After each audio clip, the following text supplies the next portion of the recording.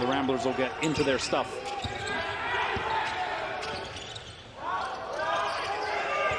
This is Jalen DeLoach into the game in the post, but you had two Ramblers who were converging onto the same spot. Fortunately for them, it was last touched out of bounds by Oakland. But a little bit of disarray, and we talked about the injuries. Loyola still trying to find its footing here. Yeah, and you can see that the spacing is off right now. When you're missing players and guys are stepping in, that whole rhythm is off. Good inbounds play right there, but he shuffled his feet and he's going to turn it over. And DeLoach, the transfer from Georgia. Prior to that, spent 2 years at VCU. Unable to keep his footing. And so that is turnover number 6 now for Loyola.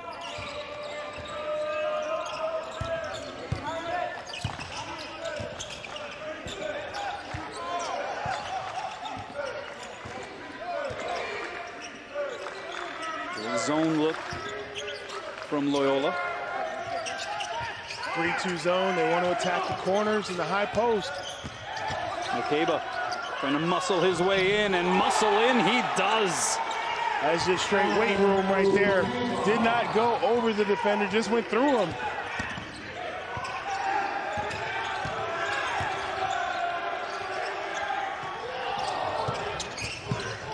Pass into the corner. Edwards now on the dribble drive. Bounce pass. DeLoach got caught between two defenders, and he goes down, and that did not look good.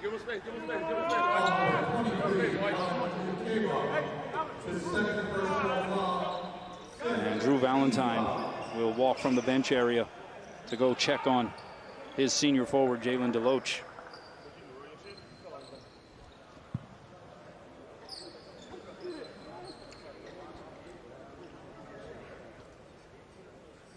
Hails from Savannah, Georgia. Was part of that Georgia team that made it to the semifinals of the NIT a season ago. But he has not budged.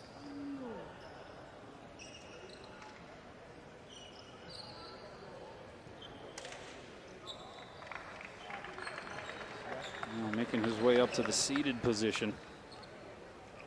And you figure, beyond the concern for Jalen DeLoach himself, the fact that the Ramblers are already dealing with a host of injuries, this is a problem that they certainly do not want to see continuing. No, I mean, they're already kind of in a musical chair situation in terms of replacing guys and moving guys around. And they've got depth and they've got talent, but, you know, losing a player right now in this type of situation is just going to add stress to what they're already going through offensively. Great move, gets both defenders in the air, but right there, you're going to see his ankle get stepped on, and that's got to hurt. Yeah, that was Makeba. Came down on that back foot. Ooh.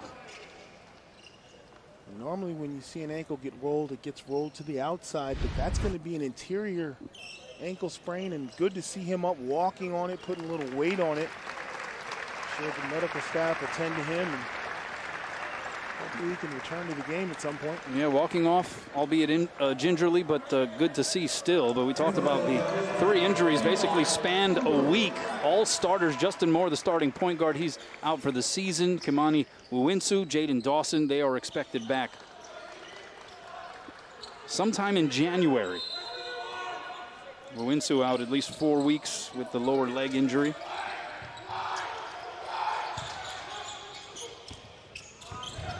And that pass nearly picked off. Okoria recovers. And a good feed from Quinn, finding Miles Rubin for another bang out. And you know, just when it looked like they were overpassing, it all works out with the high percentage shot.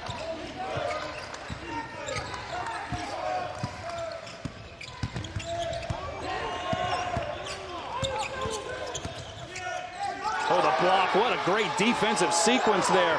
Jalen Quinn.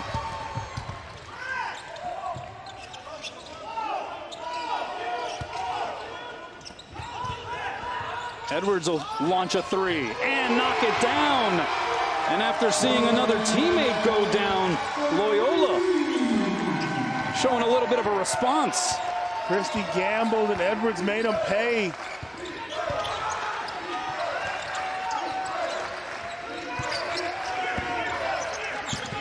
4-point advantage here for Oakland. That pass picked out of the air by Watson. Ahead it goes to Edwards, challenges the defender, can't finish. Wakoria getting another possession. Edwards can't hit the three. Rubin the follow, and he cleans up the mess. Back-to-back high-energy plays for the Ramblers, but it started on the defensive end, the anticipation and the steal and the conversion. And let's not forget Quinn's one-on-one block a couple of trips ago that sparked all of this. 7-0 run for the Ramblers. And another almost takeaway, that time by Miles Rubin, and they have risen in the energy department. Largest lead for Oakland was 9 in this first half, but Loyola making a comeback. It was quiet for a while, then the Ramblers got rolling. It all started great one-on-one effort, and then from there they started making.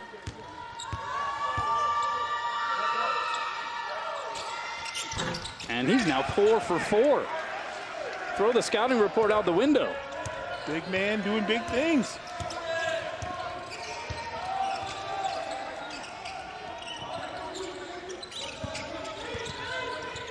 And that pass deflected out of bounds. It will stay here at this end. The 3:29 left to play in this first frame.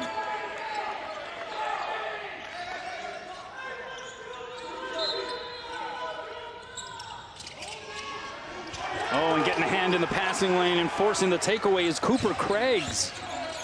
6'5" sophomore from Northville, Michigan. In his third year with the Golden Grizzlies program.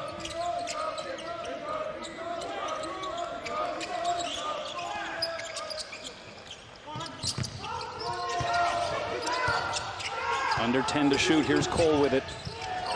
Oh, and tried to get it to McCabe, who wasn't exactly ready for it. Ramblers the other way. Edwards, good pump, lets it fly. Misses short side. Long rebound, though, regained by Quinn, and he hits the runner.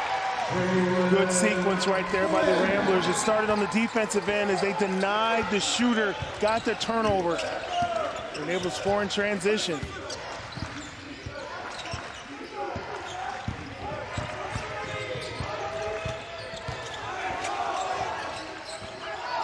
Here's Craigs.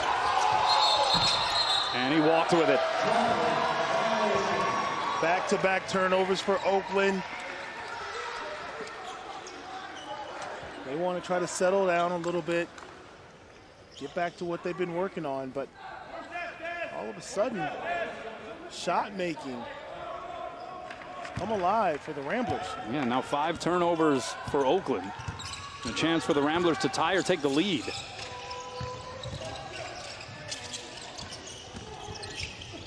And it's going to be an open look for the lead for Glasgow. Goes long with it.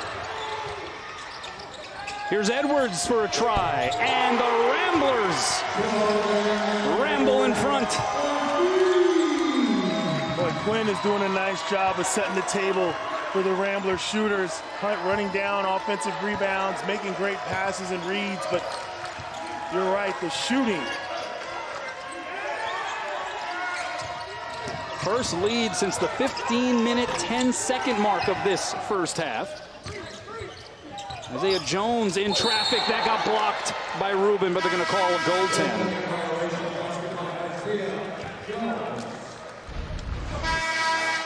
Quinn with the vision out front to Edwards. That's dead on money from the top of the key. Doesn't get much easier than that. But with the ball and a chance to take the lead. Yeah, with the goaltend, though, by Rubin, it is Oakland back in front. Rubin will challenge just about every shot around the rim. And he has to, and that's what you want. You want people to be aware that he's out there. You want them to second-guess looks and hesitate. Let him be a disruptor. Quinn lost the ball on the way out. Thought there was some contact. He had DQ Cole falling to the floor in the process, but it is Oakland basketball out of bounds. A lot of contact on this drive. Quinn with the push-off and then stumbles himself. And to be honest with you, good no call. Could have went either way. Could have got Quinn on the offensive. Certainly not a foul on DQ.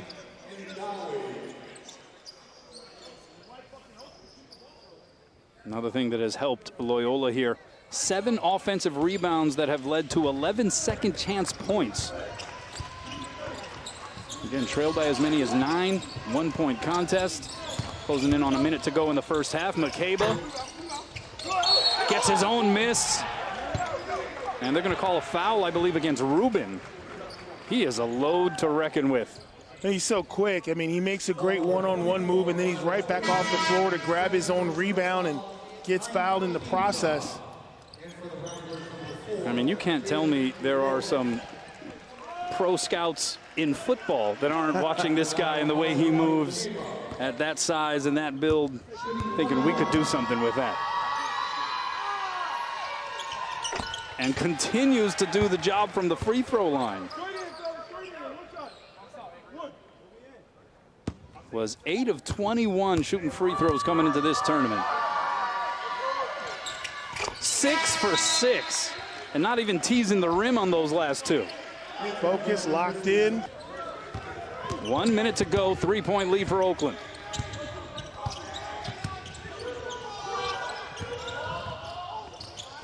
Good to see Jalen Deloach back on the floor for Loyola. Dropped the pass off to Glasgow. A foul called. Majok thought he had a clean swat. And I don't know if this dunk ever had a chance, but that's not the point. You got to make them believe you. And even though the defender's coming over from the top, from behind, I don't know, that looks like a clean block. That looks like a clean block, but there's something to be said for attacking the rim with authority. You get rewarded. So you get a couple of free throws on the most questionable dunk we've seen of the tournament so far. And then believers in the basketball gods will say that the missed free throw represents a little athletic justice, perhaps. The ball don't lie. The ball does not lie.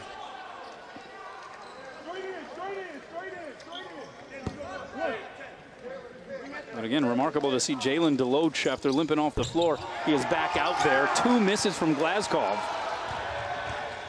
20-second differential between the shot clock and the game clock. Important sequence if you're Loyola. You will get the ball back.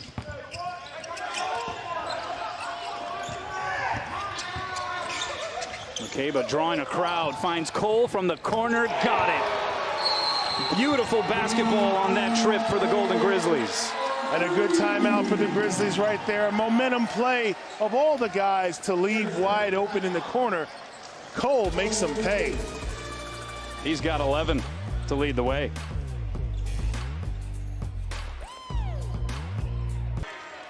Through about 3 halves, but still some time on the clock here before we go to the intermission between these two.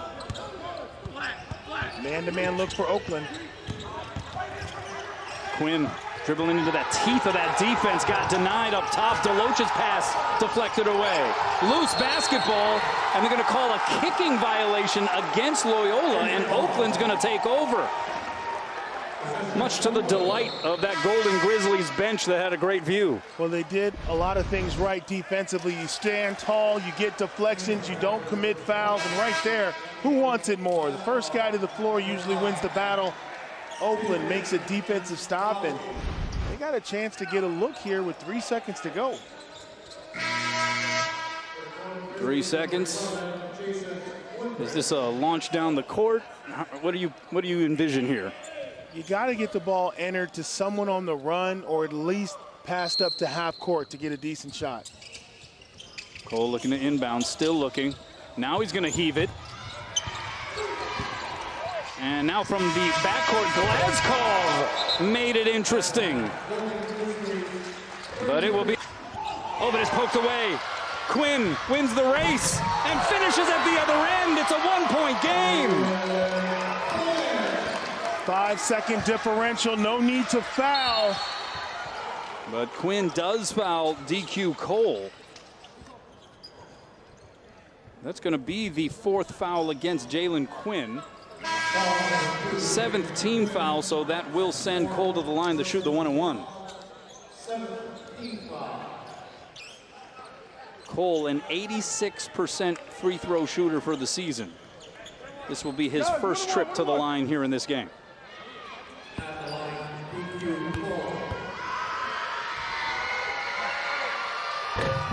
And he misses the front end. Are you kidding me? The Ramblers down one with a chance to win. And Rubin smashes it to put Loyola in front. And they didn't waste any time. And now it's Oakland who may have the last word. What a comeback for the Loyola Ramblers. Now up 71-70 with 21 seconds remaining. Him going up against his former coach, his alma mater.